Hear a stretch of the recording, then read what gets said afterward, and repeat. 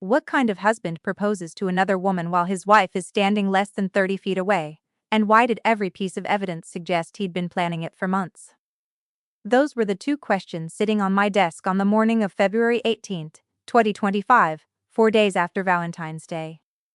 At the time, nobody knew that the engagement everyone had celebrated on a rooftop in downtown Chicago would soon trigger a fraud investigation, a multi-million-dollar divorce, and the collapse of two executive careers. My name is Detective Nathan Cole, Financial Crimes Division, Chicago Police Department. Most affairs don't end up on my desk. This one did because the betrayal was only the beginning. The first file I opened belonged to Lily Harper, age 36, a real estate investor from Lincoln Park, Chicago. The incident report itself was short, just 6 pages, but attached to it were 147 photographs, 23 financial records, and one security video copied from Westbridge Technologies, a software company headquartered on Wacker Drive. The evidence didn't start with a proposal. It started with a text message. At 12:08 p.m. on Friday, February 14th, Daniel Harper sent his wife a message that read, "Emergency executive meeting. Victoria needs everyone here tonight. I'll be home late. I'm sorry." Simple. Believable. Completely false. Cell tower records later confirmed Daniel hadn't entered the executive conference floor that afternoon. Instead, security footage showed him arriving on the rooftop event terrace nearly 3 hours before the supposed meeting, carrying 2 garment bags and a small black jewelry case. Who was waiting for him? That answer came from another camera. At 3:41 p.m. Victoria Lawson, CEO of Westbridge Technologies, stepped onto the rooftop through the executive elevator. She wasn't carrying a laptop, meeting notes, or presentation files. She was carrying a white garment bag from Nordstrom. Not exactly what you'd bring to an emergency board meeting. Then another clue surfaced.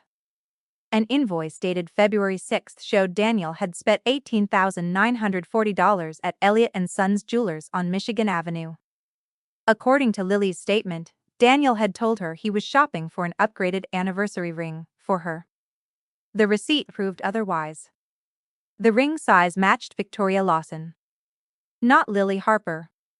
By itself, that could have been evidence of infidelity. But buried beneath the jewelry receipt was a document that changed the entire direction of my investigation. A transfer authorization. Signed by Daniel Harper. Approved just 48 hours before the proposal. The amount wasn't small. It was $482,000. And the destination account belonged to a company that, according to state records, didn't officially exist. That was the moment I stopped investigating a cheating husband. I started investigating a crime. And before I ever met Lily Harper in person, I already knew one thing. The proposal on Valentine's Day wasn't the biggest secret Daniel Harper was hiding.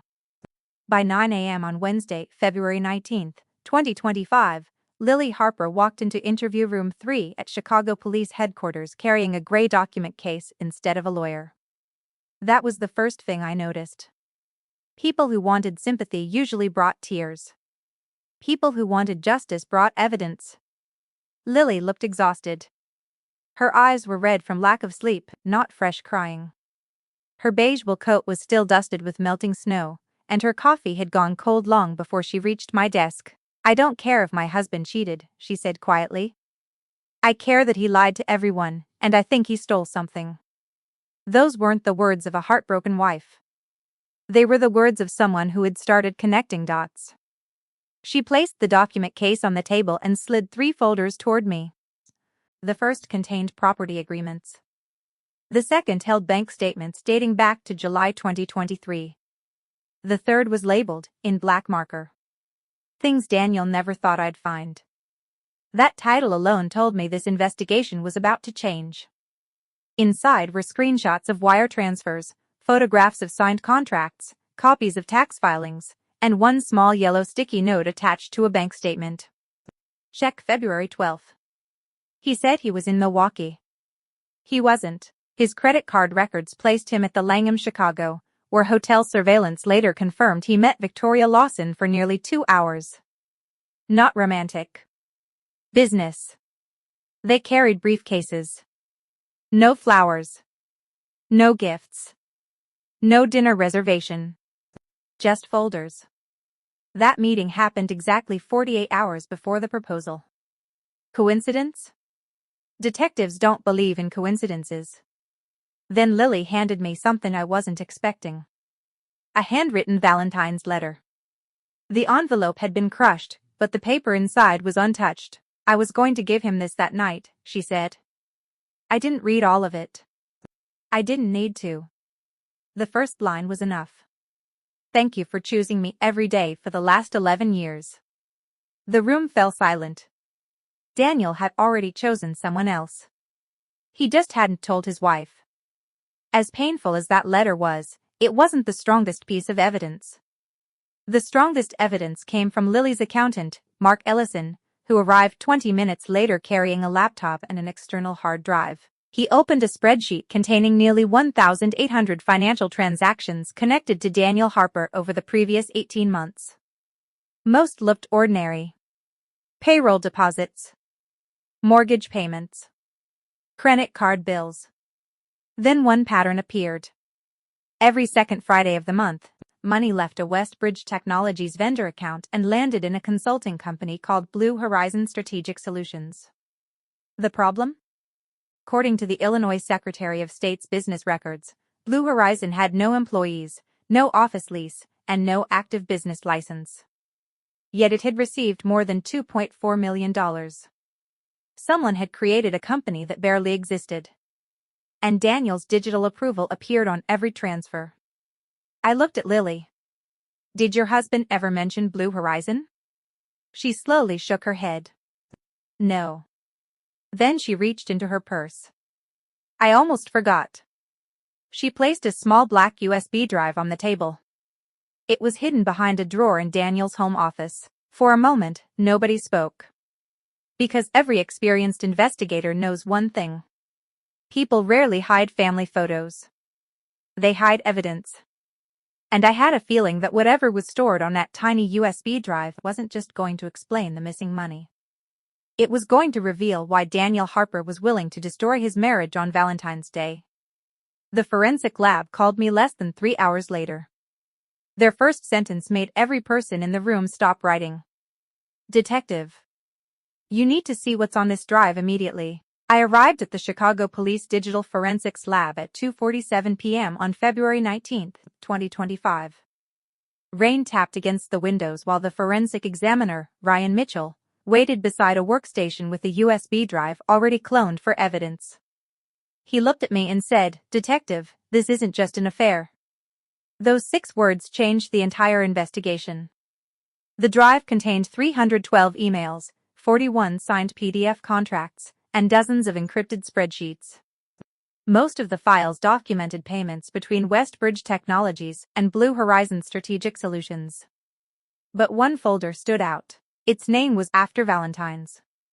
Inside was a draft employment agreement. It promised Daniel Harper the position of Chief Operating Officer, effective March 3, 2025, with a $720,000 annual salary, stock options, and a performance bonus. The document wasn't signed. But the final approval line already contained Victoria Lawson's electronic signature. The timing wasn't a coincidence.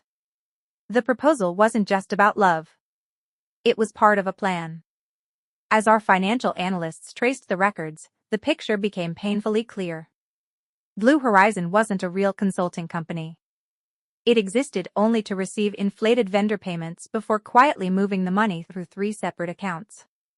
Daniel had approved the transfers. Victoria had authorized the contracts.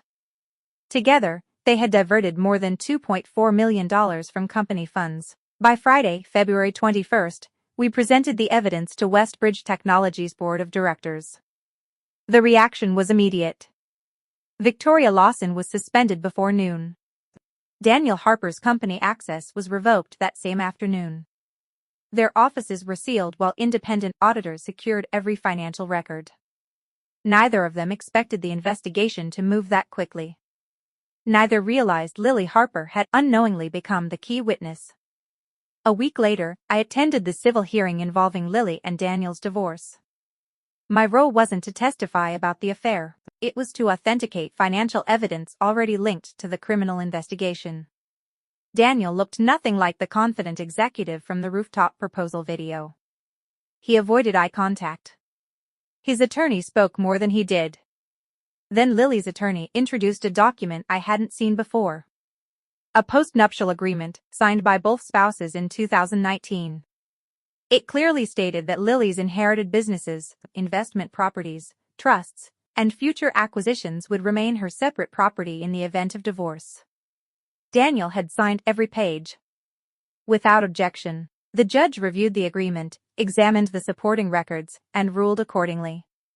Lily retained full ownership of her family company, her investment portfolio, and multiple commercial properties across Illinois.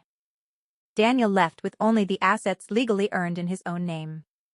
Outside the courthouse, reporters crowded the sidewalk. They shouted questions.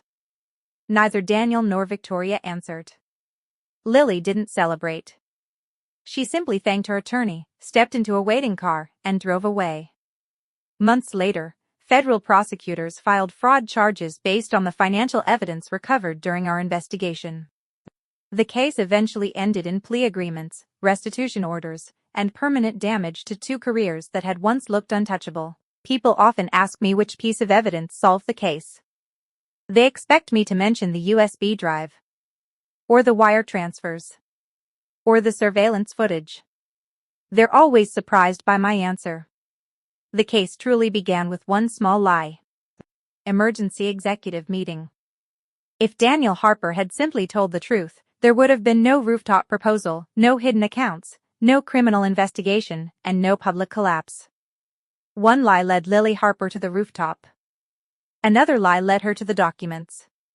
And the evidence did the rest. In my years as a detective, I've learned something that never changes. Feelings can be denied. Promises can be broken. Stories can be rewritten. But evidence never lies.